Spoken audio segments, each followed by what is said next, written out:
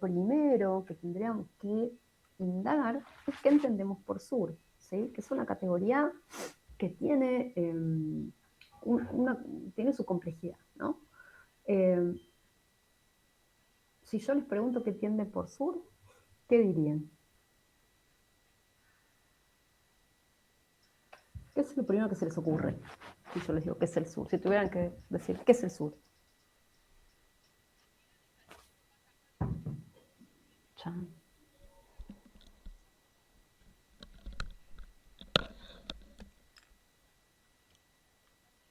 Sur hemisferio. El hemisferio sur, Alejandro. O sea, vos estarías viendo algo geográfico, o sea, todo aquello que está ubicado en el hemisferio sur.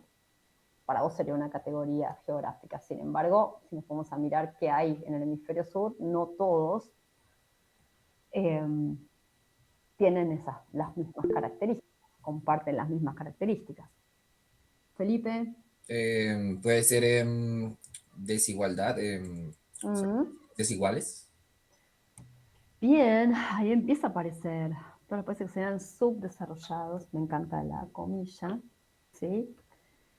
Bien, hay algo ahí en estas dos cosas que ustedes dicen, ¿no? Países que al menos, ¿sí? Se ven afectados en su capacidad de desarrollo o en su, evolución, no, en su camino de desarrollo, en gran medida porque hay una estructura periférica, podríamos decir, Alejandro, ponemos por ahí, una estructura, ¿sí? Ocupan estos países un lugar en la estructura que ha sido, ¿sí?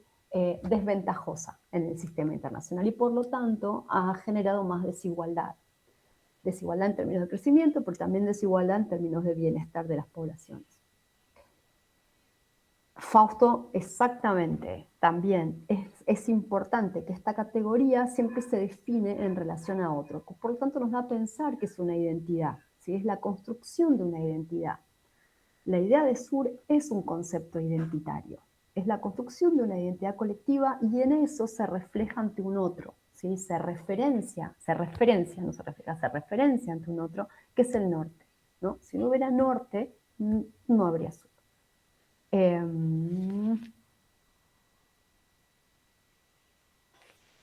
Bien, bien, es por ahí, ¿sí? ¿Qué se le critica a esta categoría? Que no es una categoría homogénea, que ha perdido actualidad, que los problemas en realidad de estos países, hay países que han podido desarrollarse y han podido despegar, ¿no? Son países del sudeste asiático, por ejemplo, que han podido despegar, y entonces lo que se va a decir en los 90 es, en realidad es una categoría que ya entra en desuso, no tiene que ver con una estructura desigual, porque es un problema de cada país en todo caso. Entonces hay un debate bastante controvertido sobre qué es el sur como categoría y qué tanto es válida esa categoría de sur. Entonces, sí, hay un libro medio viejito que es muy lindo, que se llama El sur en la política global. Y que nos da algunos elementos interesantes para pensar un poquito más esta categoría. ¿Sí?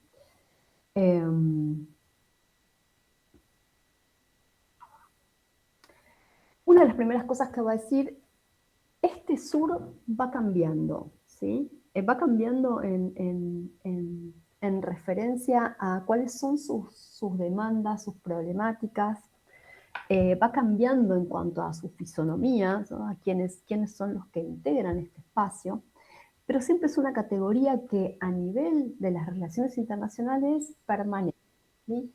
Y sigue siendo una referencia, ¿sí? Como categoría analítica, como identidad colectiva, ¿sí? Y en referencia a este otro que es el norte. Entonces es una categoría que permanece a lo largo de la historia, muta pero permanece. Lo que van a decir estos autores es, esta categoría va a incluir a aquellos países que tienen una historia política, social, económica, que está basada sobre todo en desigualdades estructurales. Muchos de ellos también comparten un pasado colonial, ¿no? Y eso ha determinado su lugar en la estructura internacional. hasta ahí podemos decir, bueno, entonces son países, hasta ahí podemos decir, bueno, es periferia, ¿no?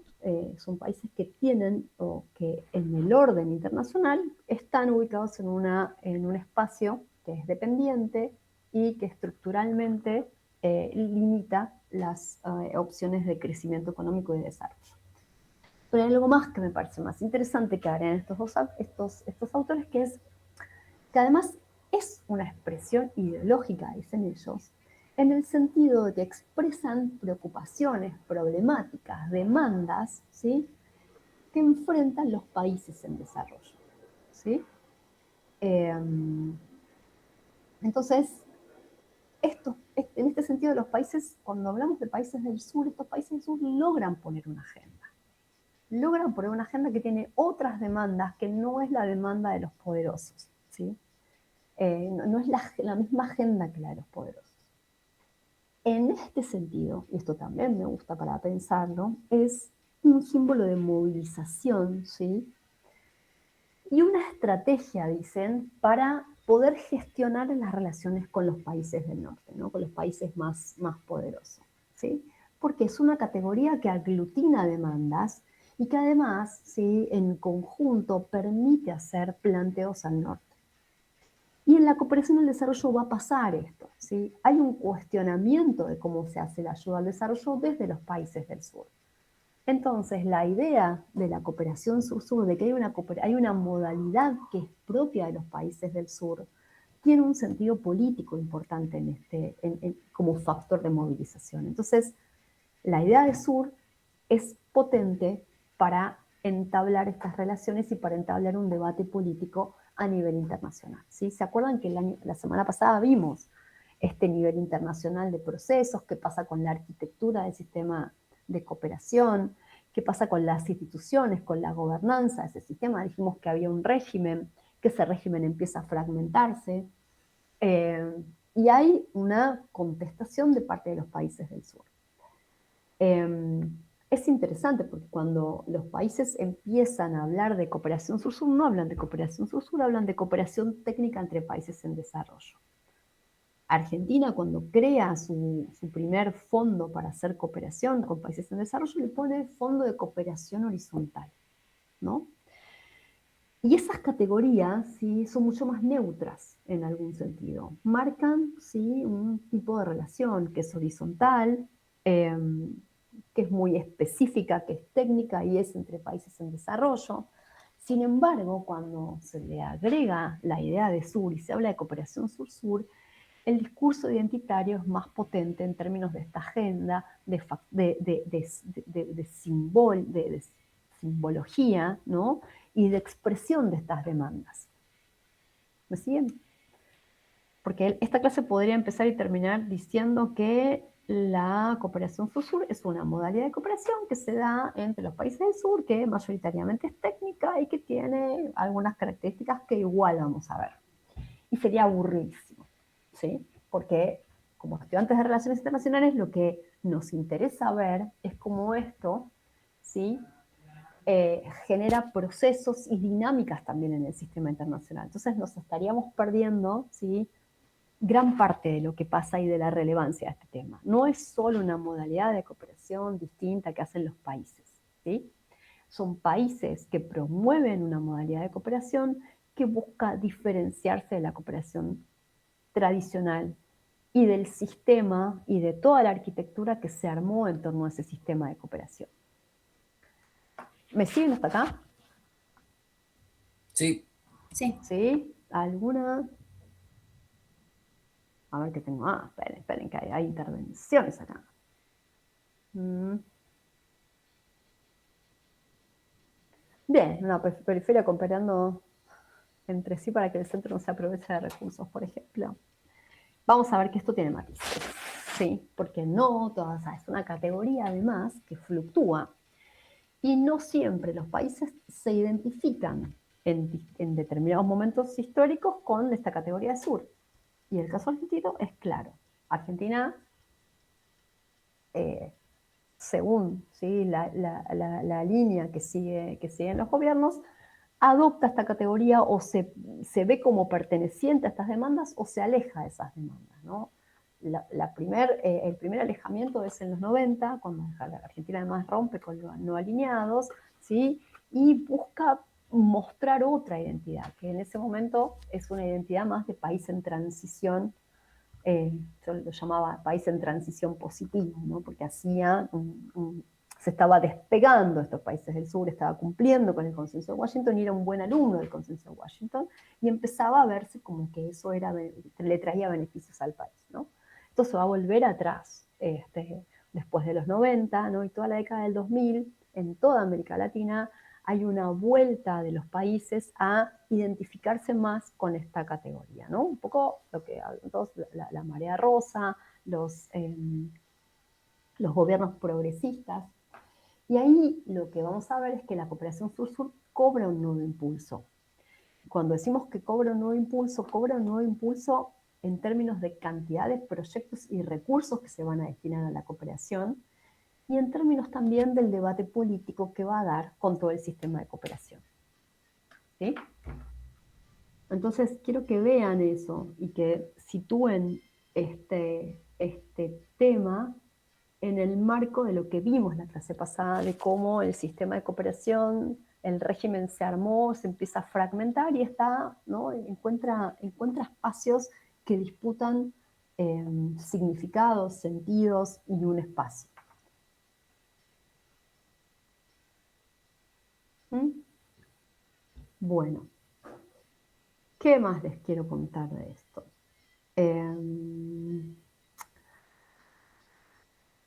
Si nosotros miramos, y este es un trabajo que hicimos con Daum Sam en algún momento de este momento de la época dorada, van a escuchar mucho hablar de la época dorada y lo que siguió, que es incertidumbre, desarticulación, muchas cosas, no le podemos decir, pero alguna época dorada que fue ahí, ¿no? A partir de 2000 y hasta 2011, 2012, podríamos decir que tiene lugar este momento. Pero antes de eso, en ese marco se empezó a revisar qué sabíamos de la cooperación sur-sur, qué casos, ¿no? Qué se podía decir sobre la práctica y qué se podía decir sobre sus características, ¿no? Un trabajo que hicimos fue analizar cómo se había trabajado, ¿sí? A nivel de los organismos internacionales esta categoría, ¿no? Y qué veíamos en esta evolución histórica. Y lo que vamos a ver es que en los discursos entre el 60 y 70, lo que buscaba promover esta cooperación era un cambio en el orden económico internacional, ¿sí? En este momento, ¿sí? Me falta la N y no la corregí esta mañana, es la primera conferencia sobre comercio y desarrollo, donde los países del sur están reclamando ¿sí? Un orden internacional más justo y discutir las reglas de comercio, la emergencia del grupo de los 77, los no alineados, ¿no? Entonces, en ese contexto, ¿sí? Los discursos apelan a una cooperación entre los países del sur que contribuya o que busque de alguna manera cambiar ese orden internacional, ¿no? Y poder hacerlo de manera colectiva. Lo que vamos a ver en los 80, ¿se acuerdan que en la clase pasada estuvimos viendo qué pasaba con estos periodos, ¿no? Y hablamos de la crisis de la deuda, la tensión que se genera entre los intereses de política exterior y la cooperación sur-sur, y lo que vamos a ver es una desarticulación en este momento de esa cooperación. En los 90, este mundo feliz que yo les contaba, que después nos dimos cuenta que no era tan feliz, pero parecía muy esperanzador, donde hablamos de una hegemonía ideológica tras la caída de la Unión Soviética, de todo el bloque soviético, ¿no? Y una globalización intensificada, ¿no? Mayor interdependencia, donde el camino del desarrollo con el decálogo del consenso de Washington y en este contexto era, ¿no? Insertarse adecuadamente en el sistema internacional. Entonces, una inserción internacional en esta globalización era beneficiosa para el desarrollo. Esa era como parte del conjunto de ideas predominantes. Entonces, ahí vemos que hay además procesos de integración económica, se amplían los actores que trabajan en la cooperación, y lo que vamos a ver es que la cooperación sur-sur se va a transformar en un medio, ¿sí?, para garantizar la integración eficaz de los países al desarrollo de la economía mundial. ¿Sí? En abierto contraste con esta primera época de los 60, 70, los 90, los proyectos tienen que ver con quiénes son los buenos alumnos del Consenso de Washington y qué pueden enseñarle a los otros para seguir ese camino, ¿no?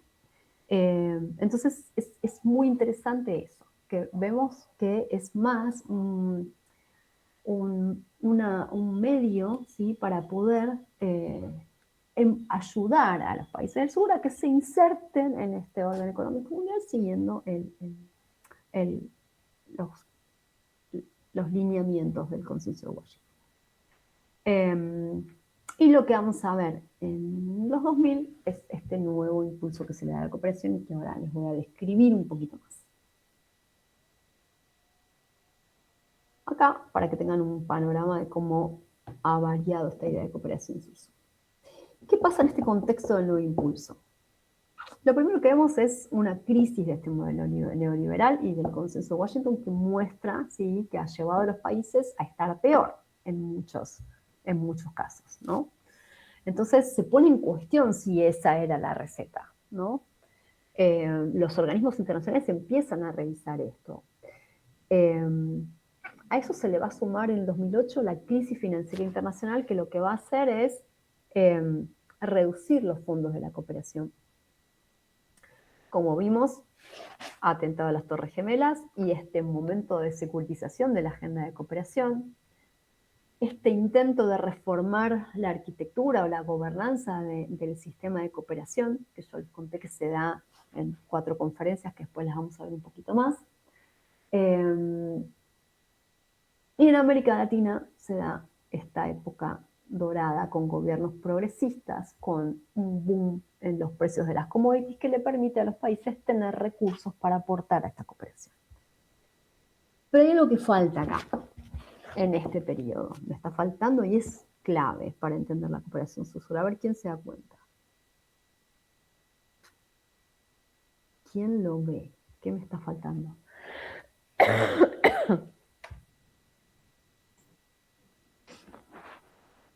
Chan. Nos falta tal vez, ¿cómo decirlo?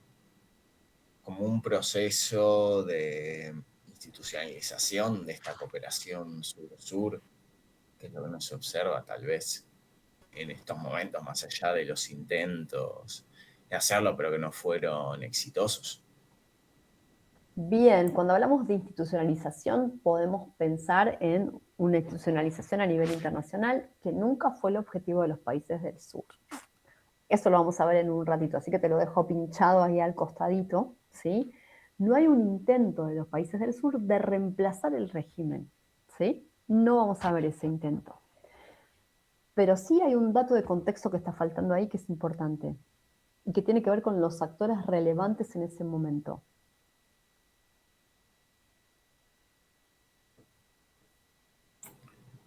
Y no falta como una mención, tal vez el ascenso de China. Bien, Facundo, y eso, ¿sí? Ese ascenso de China, digo, es el ascenso de China, el protagonismo que cobra China en la cooperación internacional, pero también lo cobra Brasil, India, Sudáfrica, ¿sí?, que tienen recursos para asignar a la cooperación y empiezan a dar una discusión sobre la forma en que se hace cooperación, ¿sí? Sí. Entonces, este es un dato también interesante cuando se habla de potencias emergentes, países emergentes, que en este momento empiezan a disputar un rol importante, porque empiezan a tener voz en el sistema internacional, empiezan a tener recursos para operar en el sistema internacional, y eso lo que va a hacer es un cimbronazo al régimen de cooperación, porque empieza a haber alternativas para los países en desarrollo, ¿sí? Ya no es ir al sistema de ayuda. Y esta modalidad va a tener características distintas, ¿sí? No está tan condicionada por la lista de receptores según el PBI, ¿sí? No va a tener esa condicionalidad, no va a tener una condicionalidad en términos de qué recetas de política hay que aplicar, ¿sí? Entonces se presenta como una cooperación mucho más flexible y una alternativa, ¿sí? Los BRICS, exactamente, Chiara, ¿sí? Exactamente. Ese ascenso, ese lugar que empiezan a jugar, ese posicionamiento de estos países también abre un juego distinto en el nivel en el plano internacional. Por eso se habla en este momento de una época de nuevo impulso. Este nuevo impulso, entonces, quiero de vuelta que les quede claro, tiene que ver con mayor cantidad de recursos y actores, y entonces más proyectos de cooperación sur-sur que se visibilizan, pero además que permiten tener una discusión con el sistema de cooperación vigente hasta ese momento, con el régimen, ¿sí? Es decir, acá hay una forma distinta de hacer cooperación. ¿Y qué es lo distinto de esta cooperación? Y acá vamos a algunas características, ¿sí? Bueno, acá, solo para que no me quede, solo vamos a ir con... ¿sí? Pasamos de esta época dorada después de 2011 a un momento de estancamiento, ¿sí? Los países empiezan a tener menos recursos para la cooperación.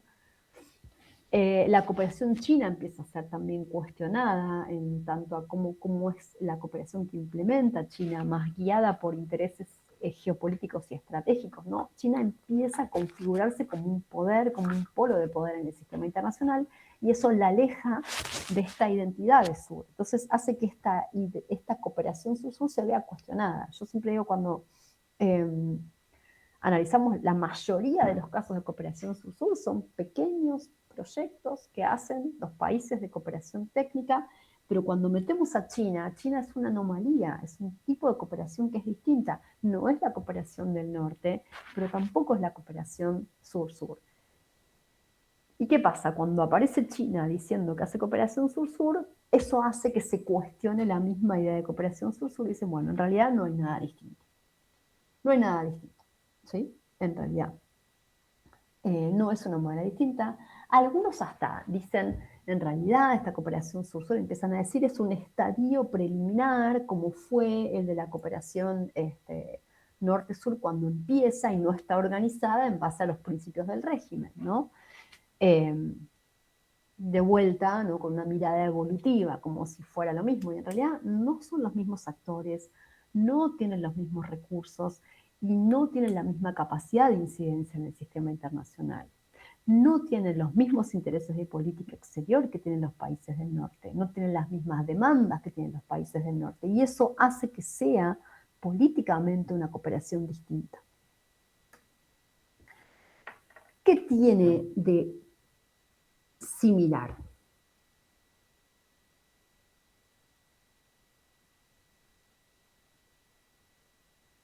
¿Qué podría tener de parecido? Bien, poca transparencia en lo que informan sobre los proyectos. China y Brasil, como ejemplo, dicen no informan. ¿Querés ampliar, Karina, eso? ¿O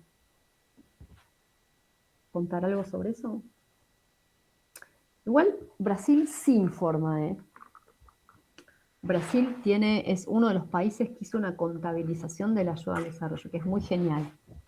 Es muy genial, porque también lo hace, digamos, es una herramienta política la contabilización que hace, porque hace un trabajo, lo hace un instituto de estrategia, el IPEIA, hace una contabilización. Y vieron que nosotros, cuando hablamos la semana, hace un par de semanas, sobre el concepto de ayuda oficial al desarrollo, ese concepto de ayuda oficial al desarrollo implica que son flujos que tienen que tener al menos un 25% de concesionalidad, ¿no?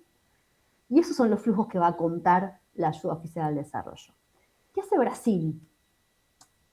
Brasil en su primer informe dice, ok, vamos a contar todo lo que Brasil dona al 100%, no al 25%, ¿no? 100% concesional. Y esa es una apuesta política y es muy significativo que esa contabilización sea lo que ellos dan donando al 100%. Y empiezan a meter un montón de cosas, ¿no? Es bastante cuestionable ese informe, pero como tampoco es claro en ese momento cuál es la definición de la cooperación sur-sur, las líneas o los límites son bastante difusos, ¿sí? Pero hace una contabilización y esa contabilización es un instrumento político también. A ver, dice el autor que no informa los proyectos según las reglas. Claro, exactamente, porque no son OCDE, ¿sí? No son OCDE. Y aquí viene el tema. Estos países van a operar todo el tiempo por fuera de un régimen de cooperación o de un sistema de gobernanza que nuclee a todos los países que hacen cooperación sur-sur. No hay un CAD para los países del sur, no hay una OCDE que ordene y que organice a los países del sur, no hay reglas, no hay principios, no hay procedimientos colectivos que organicen y que coordinen esto, ¿no? ¿Qué pasa entonces? Va a ser una herramienta de política exterior de los países. ¿Sí? Y en ese sentido muchos van a decir, bueno, ¿ves? Entonces es igual, está motivada por intereses de política exterior, al igual que lo que se le critica a la cooperación del norte. Ok, ¿no? Y encima no hay un régimen que diga, bueno, esta cooperación va a ser. Exacto. Va a ser así. No generan un espacio alternativo a estos países para coordinar eso y eso les da un margen de maniobra más amplio. Ahora, eso no quiere decir que no haya ciertos consensos generales sobre qué es esta cooperación y qué características tiene o cómo debe hacerse. Entonces, sobre todo en América Latina se han construido ciertos consensos generales sobre los principios que animan a esta cooperación y la forma de hacer esta cooperación, ¿no? Entonces, hay dos cuestiones que son clave entender. Una es que esta cooperación asume que hay beneficios mutuos, entonces legitima que hay intereses del Estado que va a prestar esa cooperación, ¿sí? Y la otra es que se establecen relaciones horizontales, ¿sí? Como dos elementos clave. Después van a escuchar que bueno, que es una cooperación solidaria, que respeta la soberanía de los países, que no hace injerencia en los asuntos internos. Ok. Pero las características más significativas son estas dos que yo les digo. Alguien está levantando la mano y la perdí. ¿Quién es? Abrí el micrófono nomás. Profe, una pregunta. Sí. No entendí la parte cuando dijiste que Brasil contó como 100% concesional su ayuda. ¿Eso qué significa? Capaz no me quedó claro qué significaba concesional, creo. Bien. Para que ahora te respondo, pero ¿había alguien que quería alguien levantó la mano antes? ¿O solo Facundo? Me pareció que alguien había levantado la mano. Bueno, si hay alguien que quiera hacer otra pregunta y las contesto las dos, abre el micrófono directo o me la pone acá en el chat. Lo que digo es lo siguiente. En la definición de ayuda oficial al desarrollo, yo les dije es importante, ¿sí? Porque caracteriza a este flujo norte-sur que se llama ayuda oficial al desarrollo.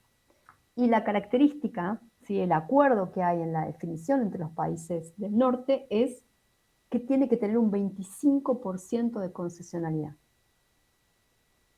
¿Sí? Entonces, eso es lo que van a contar. Todos aquellos fondos que al menos tienen un 25% de concesionalidad. ¿Quiere decir esto? Que es plata que no se... si es un préstamo, es una parte que no se va a devolver. ¿Sí? Pero el requisito es que sea al menos un 25%. O sea, puede ser un 25%, significa eso. ¿Sí? Brasil que va a decir, contamos todo lo que Brasil va a pérdida, todo lo que es donación 100%. ¿Sí? Entonces, cuando hacen esa contabilización, cuentan todo lo que están aportando a lo que ellos entienden como la cooperación brasileña, que no tiene solo un 25%, tiene un 100% de concesionalidad. ¿Sí? Entonces, en ese sentido es una apuesta política. Después, es cuestionable como todo lo que cuentan ahí, ¿no? Cuentan los aportes que hacen a los organismos internacionales, que eso no estaría como cooperación sur-sur, ¿no? ¿Te quedó claro, Facundo, eso? Sí, sí, ahí quedó claro. Ok. Bueno, y les estaba contando algunas cuestiones sobre las características de esta cooperación. Van a ver en el PowerPoint que les dejé, hay otro trabajo de Chaturvedi, y Chaturvedi es uno de los académicos de la India que empieza a trabajar esta cooperación sur-sur, que está en el video, ¿sí?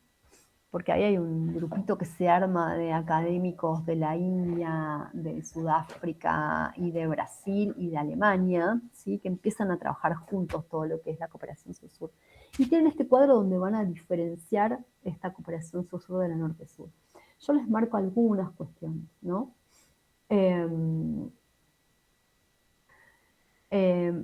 Una cosa es, por ejemplo, cuál es la naturaleza y el propósito de esta ayuda, ¿no? Y los países norte-sur hablan siempre de una narrativa altruista, ¿no? La narrativa que ordena el régimen es ayudar a los países en desarrollo. Sin embargo, los países del sur van a decir, no, esto es beneficio mutuo y búsqueda de crecimiento económico. ¿Cuál es el rol que se le asigna a los participantes? Claramente el sistema de ayuda al desarrollo norte-sur o tradicional, como se le llama, establece dos categorías muy claras, que es el donante y el receptor, que son categorías, como vimos, asimétricas, ¿sí? Que le da poca capacidad de injerencia o de decisión al receptor y mucha discrecionalidad al donante. ¿Cuál es la diferencia de la cooperación sur-sur? Que estas relaciones sí se establecen en un nivel de mayor igualdad, ¿no? Donde hay dos países que están contribuyendo a un mismo proceso. No hay condicionalidad, si no hay una condicionalidad para otorgar esta ayuda. Lo que vamos a ver es también que esta cooperación sur-sur, cuando ven priority sectors, los sectores prioritarios van a tener que ver con la economía, con el desarrollo productivo, con la infraestructura, ¿sí? No tanto apoyo a los sectores sociales, aunque también hay. Y esto es importante también, lo vamos a ver en un ratito, es si hay adhesión a marcos de referencia globales o a estándares globales. En el caso de la ayuda oficial, sí, porque son los productores de esos estándares. En el caso de la cooperación sur-sur, no, en tanto y en cuanto no son generadores de esos estándares. Y acá se habla de un estándar en particular, que es la Declaración de París, que ahora les cuento un poquito de qué se trata. ¿Sí? Entonces, para que vean, después hay muchos más cuadros sobre las diferencias, hay distintas maneras de organizarlo, ¿sí? Me parece que todo alimenta un poco a ver cómo es esta cooperación sur-sur. Bien, ¿alguna duda hasta acá?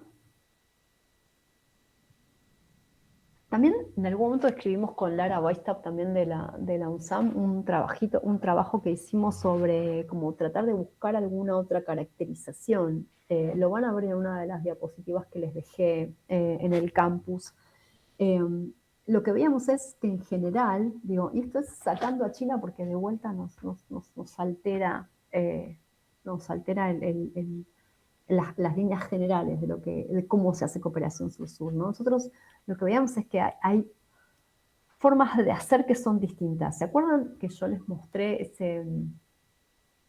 ese gráfico con la cadena de actores? ¿Sí? De todos los actores que intervienen en un proceso de cooperación, y hablamos de que se perdía dinero y poder. Bueno, esa complejidad no se da en los proyectos de cooperación sur-sur, ¿sí? Porque hay una asignación de recursos y son los recursos humanos de los estados, de las organizaciones, de las burocracias, los que hacen esa cooperación. Entonces, no hay tantos intermediarios. No hay una intermediación y es una cooperación técnica que tiene la ventaja después de establecer relaciones de largo plazo, ¿sí? O sea, hay muchas experiencias, por ejemplo, del Instituto Nacional de Tecnología Industrial o del Instituto Nacional de Tecnología Agropecuaria, el INTI, el INTA, ¿no? Donde trabajan con sus pares de la región para mejorar procesos, para transferir, para compartir experiencias, y eso alimenta redes y relaciones de más largo plazo, porque además se encuentran en conferencias y en espacios. ¿Sí? Bueno, ahí vamos. Karina con la... esperen que voy a ver cómo entramos ahí ahora a lo de las narrativas. Entonces, lo que veíamos es eso, ¿sí? Que es una cooperación que en general es una cooperación técnica entre burocracias, entre organismos del Estado, eso genera relaciones de largo plazo. Son medidas chicas, son pequeñas, son flexibles, no hay grandes volúmenes de dinero que se transfiera y que haya que ejecutar y programas largos de 4 años, ¿no? Entonces, eso también las hace más flexibles. Y lo que veíamos es esto de las relaciones horizontales, ¿no? Cómo se establecen relaciones más horizontales entre los cooperantes. ¿Qué quiere decir eso de las relaciones horizontales? Que hay más diálogo entre los países en qué es lo que se quiere hacer y cómo se quiere hacer, ¿no? No hay, y hay soluciones que son bastante accesibles o cercanas a la disponibilidad de recursos que tienen estos países, ¿sí? No son soluciones súper complejas o tecnológicamente sofisticadas, a lo mejor, no, se trata de buscar soluciones que puedan ser realmente aplicables o adaptables, ¿sí? Eso en cuanto a las características. Ahora tomo lo de las narrativas, porque quiero terminar de trabajar, visto esto de las características, seguir un minutito más con cómo vemos, cuál es el rol más político que tiene en el sistema internacional, ¿no? Entonces yo les dije que en este momento del nuevo impulso, con estos actores, donde vemos que además hay una búsqueda de reformarse del sistema de cooperación, del régimen de cooperación, ¿no? En este periodo, lo que vamos a ver es que ante la emergencia en este hermoso ciclo, esta época dorada de la cooperación sur-sur, hay una reacción de los países del norte, desde el régimen, ¿no? Que tiene que ver con estas 4 conferencias, estos 4 foros internacionales que yo les conté que se dan entre el 2003 y el 2011, ¿sí? Y que van a tener como objetivo atraer a los países del sur, ¿sí? A un mismo sistema integrado de cooperación internacional, ¿no? Entonces, esto es lo que yo digo como iniciativas del norte, que tratan, ¿no?, de captar a estos países. ¿Qué pasa con este proceso? Es un proceso que nace como iniciativa de los países que están en la OCDE, y lo que van a hacer es, ¿se acuerdan que cuando hablábamos en la primera clase sobre las negociaciones, cómo en las negociaciones quien marca la agenda tiene una ventaja? Bueno, esto es lo que hacen los países de la OCDE. Dice, ok, vamos a sentarnos a discutir la cooperación, ya que ahora hay India, Brasil, China, bueno, sentémonos a discutir porque sí, efectivamente no está funcionando, ustedes ahora sí tienen otra forma de hacer cooperación, sentémonos a discutir, pero no vamos a discutir eh, todo, vamos a discutir un proceso, vamos a discutir los procesos, cuáles son los procesos que harían más eficaz la cooperación internacional. Y se va a hablar de 3 principios, ¿no? Que la cooperación tiene que ser apropiada por los países en desarrollo. Esto significa que tienen que decir, ¿no?, que son los países los países en desarrollo quienes deben establecer sus planes nacionales y decir, ¿sí?, cuáles son los lineamientos de su desarrollo y qué es lo que quieren, que la ayuda debe alinearse con esas prioridades y que debe haber algo que se llama armonización, que es, bueno, no vamos a generar proyectos con estructuras en los países. Cuando hablo de estructuras se hace un proyecto sobre cambio climático Argentina-Alemania y armamos un equipo gigante con un director de proyecto, con no sé cuántos técnicos, que en general son estructuras grandes, costosas, y que no usan los sistemas que ya tienen los países o las burocracias que ya tienen los países. Entonces, esas son como las 3 cosas que decimos, vamos a discutir esto, ¿sí? Entonces hay, ¿no?, varias conferencias. La última es la conferencia que se hace en Busan en 2011. Perdón, Esta declaración de París además pone como las agendas globales, como fue la agenda del milenio, objetivos a alcanzar al 2010 e indicadores.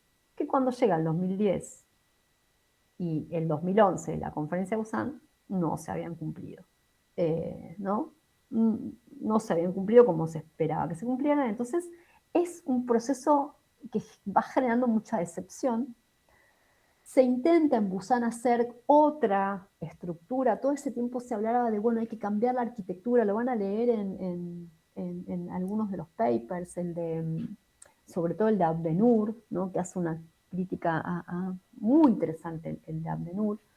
Que hace una crítica, ya va a hablar de arquitectura, se busca, bueno, vamos a hacer un cambio en la arquitectura para que sea más integrada, se propone hacer una asociación global para el desarrollo, ¿no? Que va a incluir a la OCDE, va a incluir al PNUD de Naciones Unidas, ¿no? Y que pretende incluir a los países más significativos en ese momento de la ayuda al desarrollo, que eran Brasil, India, Sudáfrica, China. Pero principalmente China. Y no logran que estos países participen de este nuevo marco, de esta arquitectura. Entonces, eso se ve como un fracaso. ¿Sí? No hay una integración de estos países del sur en un único sistema de cooperación. ¿Sí? Entonces, tenemos un régimen que se está desarmando, un intento de hacer un régimen más integrado, pero que nace con el problema de estar determinado en su agenda por los países del norte, y eso genera rechazo de los países del sur, y entonces terminamos, ¿sí?, con un sistema que sigue teniendo dos espacios distintos. El de la ayuda oficial al desarrollo, que todavía mantiene una estructura de régimen, ¿no? Y un espacio de cooperación sur-sur que no tiene una articulación internacional para decir cómo es que vamos a hacer esta cooperación, o qué se entiende por esta cooperación, o cómo se calcula esta cooperación, ¿sí? Entonces, este encuadre, este intento de encuadrar y ¿no?, de pensar un sistema internacional más integrado, fracasa, ¿no? Entonces, me interesa que tengan en mente cuando vayan a leer todo lo que van a leer, este proceso internacional. Por eso digo, hay una tensión política, hay una relevancia política y una discusión a nivel internacional sobre la cooperación sur-sur que le disputa las categorías con las que viene trabajando la ayuda oficial al desarrollo. Y va a decir, hacemos una cooperación distinta y es también eficaz. Y acá vamos a pasar al otro tema, pero antes quiero saber si hay alguna pregunta. Sí, lo de las narrativas que dice Karina, ahora te voy a mostrar, Karina. Ahora vamos a hablar de las narrativas. ¿Alguien tiene una pregunta hasta acá? Más o menos en el marco de este proceso internacional, ¿les queda claro? ¿Sí? Básicamente esta emergencia de los países del sur cuestiona cómo está organizado el sistema de cooperación, propone otras formas de hacer cooperación y no se organiza como un régimen alternativo ni se integra en un único régimen de cooperación. ¿Sí? Entonces tenemos esta fragmentación, ¿sí?, del sistema que yo digo, la fragmentación no necesariamente es negativa. Profe, entonces, Sí. perdón, o sea, es que se podría decir que o sea, es más como algo discursivo en ese sentido, o no. Lo que vamos a ver a nivel discursivo son las narrativas que aparecen, ¿sí? Y que va Ah, a ok. ubicar, Malacalza las ubica entre, ¿no?, en como yo lo tengo, ¿no? Creo que les voy a mostrar esa transparencia también, porque a mí yo la tengo pensada como un continuo, ¿sí?, en esas narrativas que van desde globalistas a antiglobalistas, ¿no? Ahora vamos con las narrativas, esperen. Pero eso ya va a tener que ver, ¿sí?, cómo los estados, y es la clase que nos falta todavía ver, por eso nos va a quedar así como para revisar la próxima clase, es cómo los estados arman, organizan sus políticas de cooperación. Entonces, dejamos de lado este nivel de procesos internacionales y vamos a entrar a ver cómo los países organizan la cooperación, cuáles son sus intereses y cuáles son sus narrativas. ¿sí? Cambiamos de nivel. ¿Sí? Hasta ahora veníamos viendo este nivel de tensión global, de gobernanza, de disputa, ¿sí? Y vamos a ver, cuando veamos las narrativas, cómo los países encuadran, ¿sí?, la cooperación que van a hacer, ¿no? En algún momento Bernabé también habla de los marcos interpretativos que tienen los países cuáles son las ideas que sostienen y cómo se arman esas narrativas. Y es interesante como él mira a América Latina y dice, bueno, las vamos a ordenar estas narrativas. Miren que quiero ver si tengo la otra presentación y les muestro cómo yo lo pensé. Igual, ustedes tienen que armar un cuadrito de eso. Eso es parte de lo que les dejé para hacer.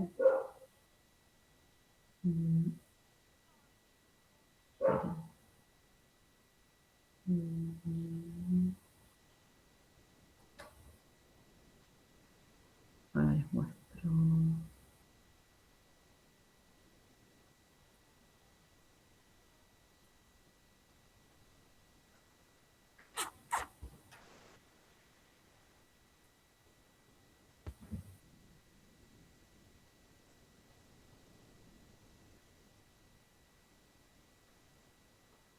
Acá. A ver, tienen que dejar de compartir la que estoy compartiendo. Y vamos con otra.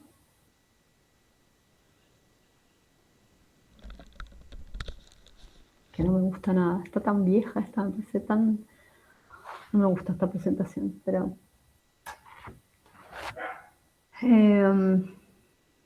lo que les quiero mostrar es este acomodamiento que yo hice de las narrativas y que les va a servir para el cuadrito que tienen que hacer ustedes. ¿No? Como podríamos pensar en que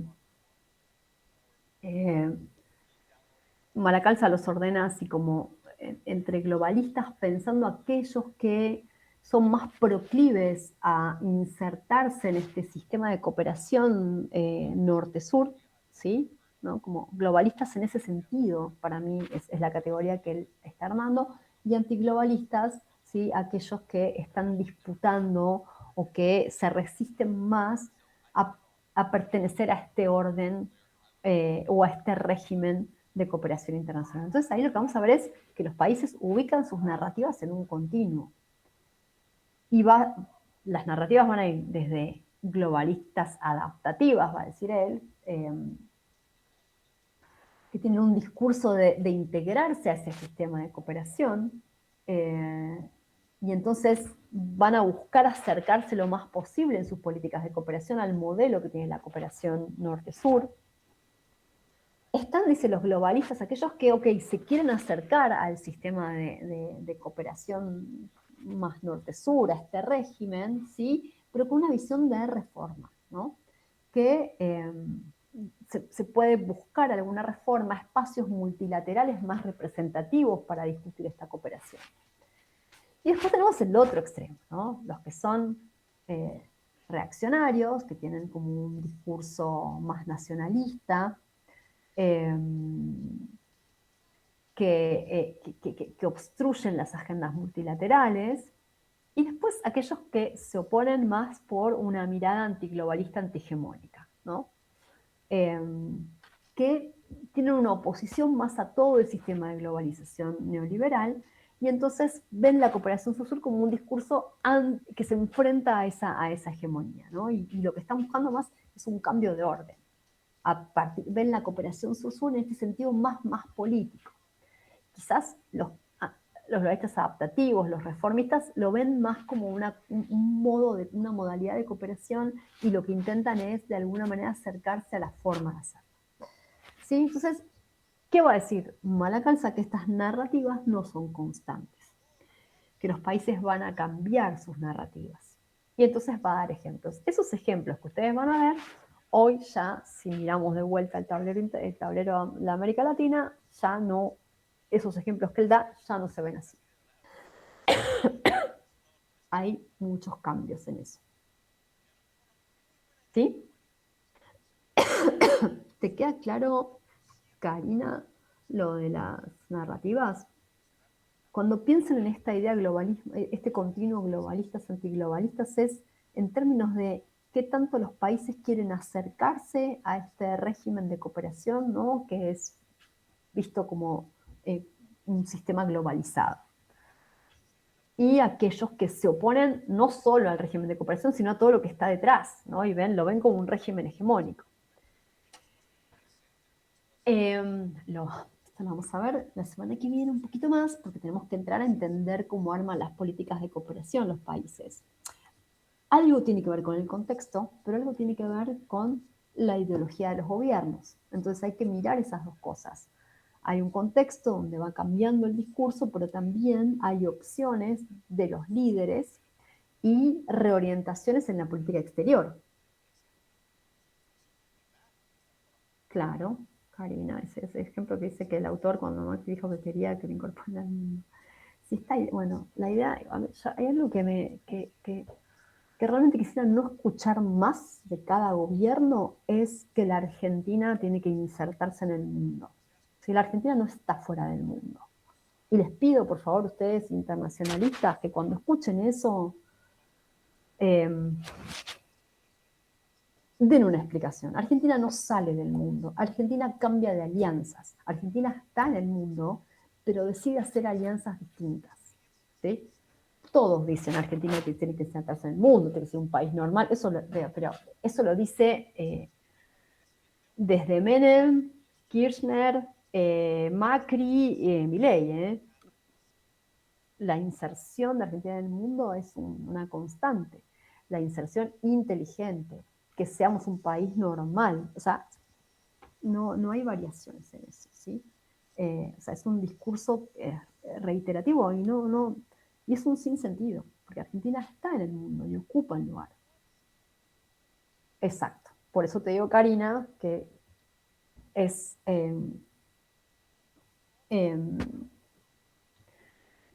qué alianzas quería tener el gobierno de Macri con el mundo, ¿sí? Y si vamos a ver la comparación con lo que vemos hoy, era unas alianzas mucho más diversificadas las que buscaba, ¿sí? Con una diversidad de agendas más amplia también. Yo debo decir, eso me parece que hay que mirarlo. Era una agenda mucho más diversificada en temas y diversificada en alianzas y actores. Creo que había una mirada mucho más amplia de política exterior del macrismo. ¿No? Y eso por ahí también contrasta con las alianzas que podíamos ver desde el kirchnerismo, que también tenían mucho más que ver con aquellos que pensaban igual, ¿no? Y eso limitaba también algunas agendas. Entonces me parece que hay que pensarlo, ¿no? en un sentido amplio. Y esto de la inserción de Argentina en el mundo, por favor, cuando lo escuchen me lo cuestionan. ¿Sí? Profe. Bien, para que ya te digo, Facundo, ¿no? Espera, te da un minuto, que dice, cuanto más amplia es la agenda, son más grandes las exigencias. Qué buena pregunta. No.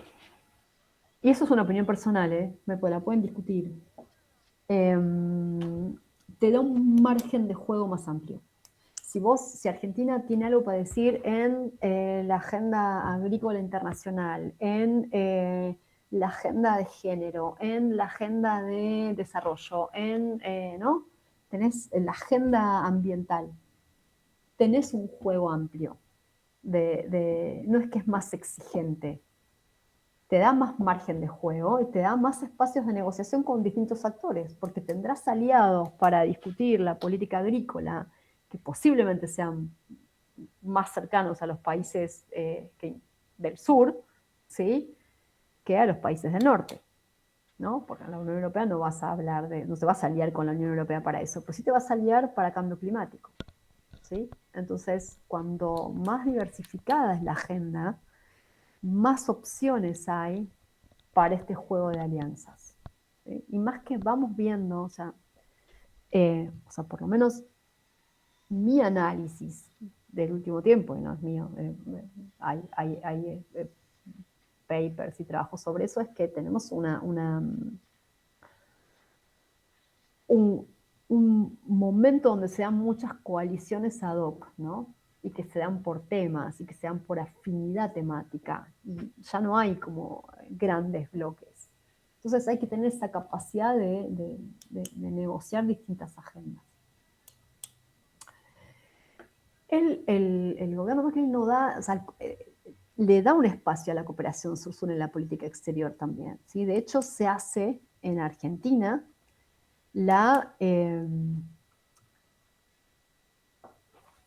el primer hito de la cooperación sur-sur es en el 78, que se hace una gran conferencia internacional en Buenos Aires, la cooperación técnica entre países en desarrollo, y es como el momento donde se comparte una agenda global, una serie de significados sobre esta cooperación. 40 años después se vuelve a hacer en Argentina, ¿sí? Una conferencia sobre el mismo tema, y ahí, digamos, Argentina jugó ese rol de anfitrión de ese espacio, ¿no? Mi sensación, que tuve cerca de esos procesos, es que no se le sacó el jugo al contenido, ¿no? Siempre esos eventos tuvieron que ver con mostrar que la Argentina puede hacer eventos internacionales de calidad y hacerlos bien, y incidió mucho menos en la capacidad de meter contenidos, ¿no? Eso que decimos, bueno, si vas a ser el anfitrión, ¿tenés capacidad de definir agenda? Quedó muy corto, ¿sí? Quedó corto. Yo creo que esa sería como mi crítica a ese momento, que nos pone pone a la Argentina en distintas agendas, nos pone en un lugar interesante en esta agenda de cooperación sur-sur, pero le falta contenido, ¿sí? Le voy a contar una anécdota, si me da. Cholula, les puedo contar una anécdota Cholula de ese momento, que me acuerdo que voy a la conferencia, estuve yo escuchando parte de la conferencia, y cuando salgo, la gente de cooperación me dice, mirá, habían armado unas bolsitas con libros, cositas, merchandising de la cooperación argentina. Y me dicen, hace como 3 días que puse a todo el mundo a trabajar en unas tiritas re lindas, porque pensé que las bolsas quedaban horribles si no tenían unas cintitas de color. Entonces tuvo la gente metiendo cintitas de colores en la bolsita, cuando en realidad, ¿no? Lo veo como simbología. Lo importante ahí era meter contenido, ¿no? Era el momento de setear agenda con las limitaciones que tiene un país como Argentina, ¿no? Que con recursos de poder más limitados, ¿sí? Pero, no, eso, quizás, les diría. Y el comentario cholulo, que me parece simbólico nomás. Bueno.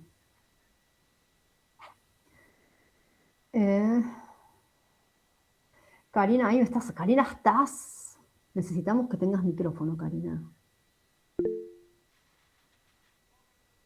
No sé si exigen los países... Facundo, te juro que me acuerdo de vos, pero Karina está intensa. No es que... Bueno, es una buena pregunta también. No es que exigen determinado contexto. Sí lo exigieron a fines de los 80 y los 90, ¿no? Sí exigieron que los países, o sea, porque la creencia era hay que hacer políticas saludables, y eso en ese momento era lo que se entendía, ¿no? Privatización, apertura, reducción del Estado, ¿no? Entonces sí, eso se condicionó, sí exigían un contexto determinado. Por eso ha variado históricamente, ¿sí? No es que exigen un determinado contexto, pero sí, yo diría que hoy impulsan, o sea, siempre tratan de impulsar ciertas políticas en una dirección, ¿no? Y esa dirección uno puede estar más o menos de acuerdo, ¿no? Hoy, si la cooperación impulsa una agenda de género más potente, y muchos sectores se van a sentir identificados con eso y van a decir, bueno, en buena hora están empujando una política de género o una agenda de género. O los sectores ambientalistas, cuando ven que la cooperación empuja a la Argentina a mejorar sus compromisos internacionales, y también hay sectores que van a estar más contentos con eso, ¿no?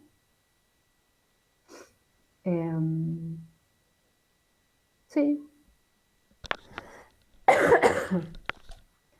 Sí, no estoy tan convencida de que exijan determinado contexto, pero sí esto que te digo, como orientar una determinada orientación de políticas, te diría, más que contexto. Contexto es más amplio, me parece, pero sí una determinada orientación de políticas. Facundo, ¿qué me querías decir? Y yo me propuse 1 hora y llevamos 1 hora y media, así que vamos a ir cerrando. No, es tal vez como que en este contexto actual, en el que, bueno, vemos que acá se habla, la cooperación sur-sur siempre se planteó desde un lugar que los países del norte promovían la globalización y, bueno, que tal vez ese escenario ya no se da, bueno, en el caso de Estados Unidos, claramente, y tal vez, bueno, la Unión Europea que busca ya un nuevo alineamiento, ¿no? Tal vez mi duda es si, o sea, cómo queda la cooperación sur-sur en este escenario y bueno, tal vez se me viene a la cabeza, ¿no? Cuando, no sé, el primer ministro de Canadá o el presidente de Francia hablaron de una gran alianza entre potencias medias y bueno, no sé si eso tal vez se podría considerar como una nueva etapa o una nueva, entre comillas, cooperación, contexto de la cooperación sur-sur, digamos. Sí, a ver, una cosa que para mí, que diría en principio es que hoy perdió potencia o perdió esta capacidad de movilización la idea de sur. Yo no veo que hoy sea tan potente. Lo que veo es un sur más fragmentado, más desarticulado y una narrativa que pierde potencia, ¿sí? Que no significa que no esté y que esté empujada por algunos estados, pero hoy sí es un tema, por empezar también es un tema de agenda que está corrido, ¿sí? Que está minimizado por otros problemas. Entonces, mi primera reacción sería esa, ¿no? En un momento que además podría ser una oportunidad, ¿no? Para repensar un poco el texto de Abdenur, van a ver que va en esa línea, ¿no? Bueno, es un momento donde se podría repensar todo el sistema, pero sin embargo, ha perdido potencia y ha perdido fuerza esta narrativa del sur, ¿sí? Así que bueno, diría eso. Y les diría que lean el texto de Abdenur, que les va a gustar. Es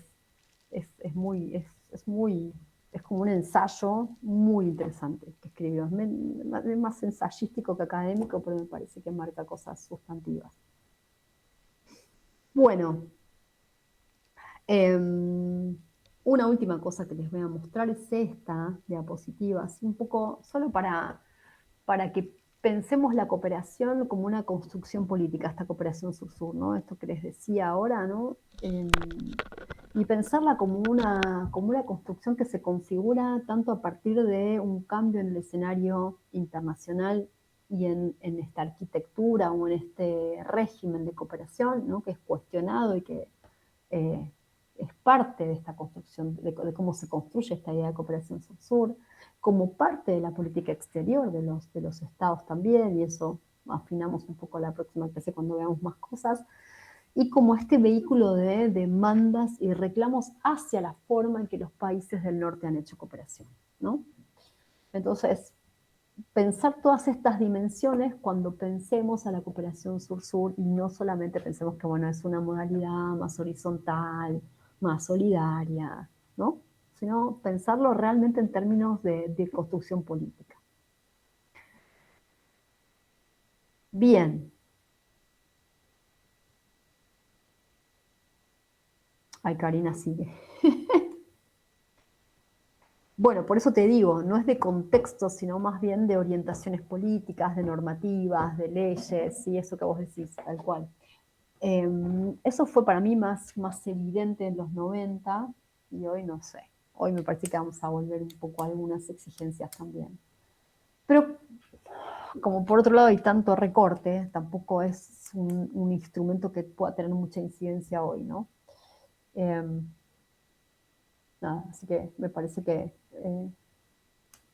hoy no estoy tan segura que haya una idea de hacer ciertas exigencias de reforma política. Porque no se lo está, muchos países, o sea, por lo menos Estados Unidos no lo está viendo como un instrumento de su política exterior. Pero sí, en ese sentido, sí, que bueno, está buscando moldear, eso lo vamos a ver también la semana que viene, cómo la cooperación busca moldear, eso no, lo vimos la clase pasada, esta idea de que busca moldear las políticas de los países en desarrollo. Bueno, y me repasé, así que, porque lo que quiero es que ustedes lean, esa era la idea.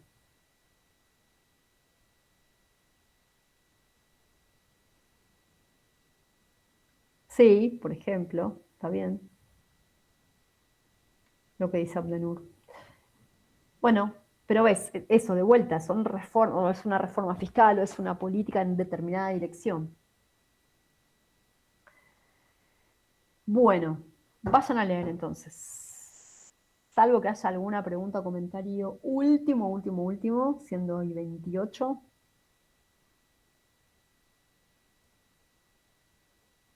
No. La idea es que sea, le vamos a dejar que sea una responsabilidad exclusivamente de ustedes y es simplemente, como les decía, una ayuda, una orientación para que esta clase no se pierda, pero la carga de esta clase va a estar más en ustedes y el uso de este tiempo va a estar más en ustedes que en nosotras, ¿sí? Por ser justamente un día de paro. Entonces, hasta acá como las ayudas, los impulsos, los marcos, ¿sí? Para que ustedes puedan trabajar en la hora y media que queda, ¿sí? Usen este tiempo, lean, usen las preguntas como para buscar cosas importantes en el texto, ¿sí? Y cualquier cosa, comentamos la clase que viene, que vamos a tener más cosas. Durante la semana les voy a dar algunas orientaciones también para la clase que viene, ¿sí? Hay un texto largo sobre el caso de Unión Europea, sobre las narrativas, es solo para ejemplo. Sigo con tos hace 2 semanas. No lo tomen como, eso no va a ser, no es que yo lo puse como obligatorio, pero en realidad es un recurso de ejemplo, para que vean cómo se juegan las narrativas y los cambios narrativos en la Unión Europea. Es ejemplo, ¿sí? Y viene bien como ejemplo, pero no es que tienen que sabérselo para el test de lectura. ¿Cómo se llama? Ya te digo. Pasa que tengo que entrar al campus. No, no tengo que entrar al campus. Dame un minutito y ya te digo.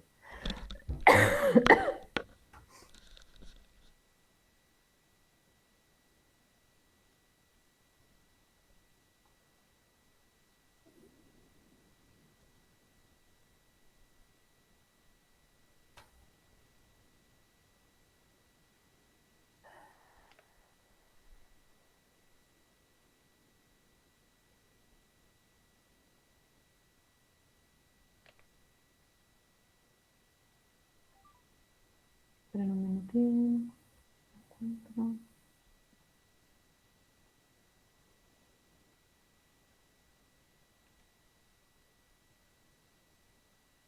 De la clase que viene, les estoy hablando, que es el de Kumar. Kumar, Hargrave, Cravioto, ¿sí? Que es un caso de estudio de las narrativas de la Unión Europea y cómo cambia la narrativa con una visión más estratégica en función de intereses que quiere promover la Unión Europea, ¿no? Entonces es como un ejemplo para lo que vamos a ver de más conceptual. Les permite un poco bajar cosas que vamos a ver conceptualmente, por eso se los doy. Bueno, gracias por estar este ratito y aprovechen el tiempo, que queda un ratito antes de empezar el fin de semana. Que en la vida de estudiantes, el fin de semana siguen leyendo. Después viene una vida mejor, donde no leen tanto todos los días. Así que bueno, que tengan un buen fin de semana. Y nos vemos el